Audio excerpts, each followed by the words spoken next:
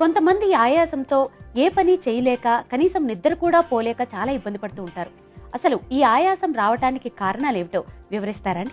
ఆయాసం అనేది ఇతర వ్యాధుల్లో వచ్చే సమస్య కానీ ఆయాసం అనేది ప్రత్యేకంగా వ్యాధి కాదు. ఇది ముందుగా గుర్తుంచుకోవాల్సిన విషయం. ఇక ఆయాసం రావడానికి చాలా రకాల కారణాలు ఉన్నాయి. ముఖ్యంగా మన శరీరంలో ఇతర రోగాలు ఎక్కువగా ఉన్నట్లయితే దానివల్ల మనం ఏమాత్రం కొంత పని చేసినా వెంటనే అలసట వచ్చేసి ఆయాసపడిపోతున్నాం. దీన్నే ఆయాసం అంటారు. ఇక్కడ కొంతమంది పని చేసిన వెంటనే కూర్చోవడం కానీ లేకపోతే ఆహారం తిన్న వెంటనే పనుల్లోకి వెళ్ళిపోవడం, అంటే బాగా ఎక్కువగా చేయాల్సిన పనులు, పొలం పనులు కానీ తవ్వడం చేయడం ఇలాంటివి ఏమైనా ఉన్నట్లయితే తిన్న వెంటనే ఇలాంటి పనులు చేయడం కానీ, లేకపోతే ఎక్కువసేపు కూర్చొని ఉంటూ అసలు పని అనేది లేకుండా తిన్నది కూడా సక్రమంగా జీర్ణం కాలేకపోవడం వల్ల కూడా ఆయాసం వస్తుంది.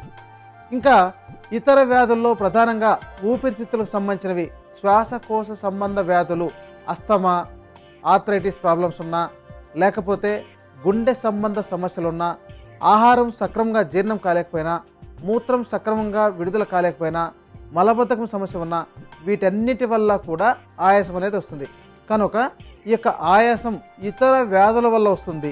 దాన్ని మనం తగ్గించుకొని దాన్ని గనక మన శరీరంలో రోగం అనేది లేకుండా చేసుకోగలిగితే ఆయాసం అనే సమస్య ఉండదు.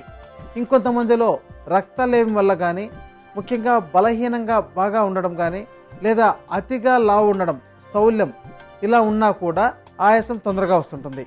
ఇంకొంతమందికి అసలు వ్యాయామం అనేదే అలవాటు ఉండదు.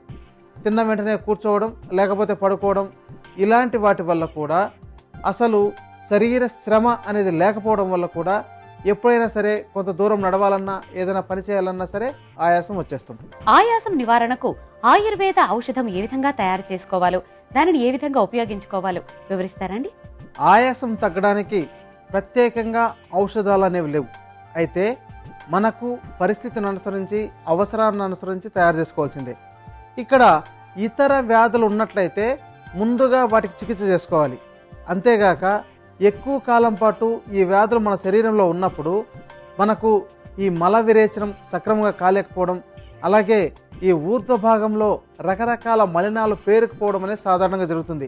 దానివల్లనే ఆయాసం ఎక్కువగా వచ్చేస్తుంటుంది. ఇలాంటి పరిస్థితుల్లో ఆయుర్వేద శాస్త్రంలో వమన కర్మ, విరేచన కర్మ అనేవి తెలియజేశారు. అంటే వాంతి చేయించుకోవడం, అలాగే విరేచనాలు చేయించుకోవడం. దీనికోసం రకరకాల ఔషధాలు వాడి, ముఖ్యంగా వాళ్ళ యొక్క శరీర తత్వాన్ని అనుసరించి వాడాల్సిన ఔషధాలు ఉంటాయి. వాటిని ఉపయోగించి ఈ యొక్క చికిత్సలు చేసుకొని తరువాత ఔషధాలు వాడితే చాలా బాగా పనిచేస్తాయి. ముఖ్యంగా ఈ చికిత్సలు నిపుణులైన ఆయుర్వేద వైద్యులు చేయించగలుగుతారు. వారి పర్యవేక్షణలో ఈ చికిత్స చేయించుకొని తరువాత ఈ యొక్క ఔషధం వాడడం ప్రారంభించండి. దీనిలో ప్రధానంగా మనకు అందుబాటులో ఉండి ఉపయోగపడే మంచి ఔషధ మూలిక శతావరి వేర్లు. మార్కెట్లో శతావరి అనే పేరుతో దొరుకుతుంది. దీన్ని తీసుకొచ్చి ముఖ్యంగా దీన్ని ఒలుచుకోవాలి. అంటే లోపల చూడండి కడ్డీ లాంటిది ఉంటుంది, పైన పొట్టు లాంటిది ఉంటుంది, బెరడులాగా వస్తుంది. ఈ బెరడును ఒలుచుకొని దీన్ని పాలలో వేసి ఉడికించి తర్వాత ఎండబెట్టి దోరగా వేయించుకొని చూర్ణం చేసుకోవాలి. అలా తయారు చేసుకున్న చూర్ణం 100 గ్రాముల మోతాదులో తీసుకోవాలి. అంతేగాక ఈ యొక్క ఔషధం మన శరీరం లోపలి దోషాలను సక్రమపరుస్తుంది. అందుకని ఈ యొక్క ఔషధాన్ని ఇతర వ్యాధుల్లో కూడా ఎక్కువగా ఉపయోగిస్తుంటారు. ఇప్పుడు ఔషధం తయారు చేయడానికి తగినంత మోతాదులో వేస్తున్నాం, గమనించండి. దీని తర్వాత కావాల్సిన మంచి ఔషధం అశ్వగంధ వేర్లు. ఈ వేర్లను శుద్ధి చేసుకోవాలి. దీనికి ప్రధానంగా ఒక కుండలో ఆవు పాలు పోసి పైన ఒక కాటన్ గుడ్డను కట్టి దానిపైన ఈ యొక్క వేర్లను వేసి కుండ కింద మంట వెలిగించాలి. ఈ పాలు ఉడుకుతున్నప్పుడు ఆవిరి అనేది బయటకు వస్తుంటుంది. ఆ ఆవిరి దీనికి తగులుతున్నట్లయితే ఈ యొక్క వేర్లు శుద్ధి అవుతాయి. ఇలా 1 కేజీ అశ్వగంధ వేర్లకు 7 లీటర్ల పాలు తీసుకొని ఈ యొక్క ఆవిరి మీద ఉడికిస్తున్నట్లయితే ఈ ఔషధం చాలా బాగా శుద్ధి అయ్యి మన ఆరోగ్యానికి చాలా బాగా పనిచేస్తుంది. అలా శుద్ధి చేసుకున్న అశ్వగంధ వేర్ల చూర్ణాన్ని 100 గ్రాముల మోతాదులో తీసుకోవాలి. ఇప్పుడు ఔషధం తయారు చేయడానికి తగినంత మోతాదులో వేస్తున్నాం. దీని తర్వాత కావాల్సిన మంచి ఔషధం జటామాంసి. ఇది ఎక్కువగా పశ్చిమ భారతదేశంలో పండేది. మార్కెట్లో కూడా బాగా లభ్యమవుతుంది. దీనిని 25 గ్రాముల మోతాదులో తీసుకొని, ముఖ్యంగా దీనిలో చెత్త, మట్టి అలాంటివి ఎక్కువగా ఉంటాయి, వాటిని బాగా శుభ్రపరిచి దీని యొక్క చూర్ణాన్ని 25 గ్రాముల మోతాదులో తీసుకోవాలి. వీలైతే కొద్దిగా దూరగా వేయించుకొని తీసుకోవాలి. శుద్ధి చేసేటప్పుడు మీరు శుద్ధి చేసిన తర్వాత దాని యొక్క బరువు 25 గ్రాములు ఉండేటట్టు చూసుకోవాలి. ఇప్పుడు ఔషధం తయారు చేయడానికి తగినంత మోతాదులో వేస్తున్నాం. దీని తర్వాత కావాల్సిన మంచి ఔషధం జాపత్రి. దీనిని వేడి నీళ్ళలో వేసి 10 నిమిషాల తర్వాత తీసివేసి ఎండబెట్టి దోరగా వేయించుకొని చూర్ణం చేసుకోవాలి. అలా తయారు చేసుకున్నట్లయితే ఇవి బాగా శుద్ధి అవుతాయి.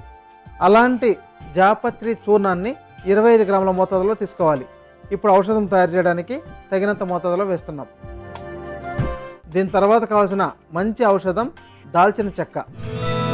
దాల్చిన చెక్క మంచి సుగంధభరితంగా ఉంటుంది. అలాంటి దాన్ని తీసుకొని ముఖ్యంగా శుభ్రపరిచి దోరగా వేయించుకొని చూర్ణం చేసుకోవాలి.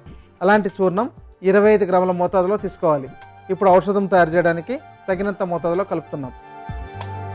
దీని తర్వాత కావాల్సిన మంచి ఔషధం తాటి బెల్లం. తాటి బెల్లం అందరికీ తెలిసిందే, గ్రామీణ ప్రాంతాల్లో బాగా తయారు చేస్తుంటారు. ఈ యొక్క తాటి బెల్లం 125 గ్రాముల మోతాదులో తీసుకొని చూడండి, ఈ విధంగా పొడి పొడిగా తయారు చేసుకోవాలి. ఈ యొక్క ఔషధానికి 125 గ్రాముల మోతాదులో కలుపుకోవాలి. ఇప్పుడు తగినంత కలుపుతున్నాం.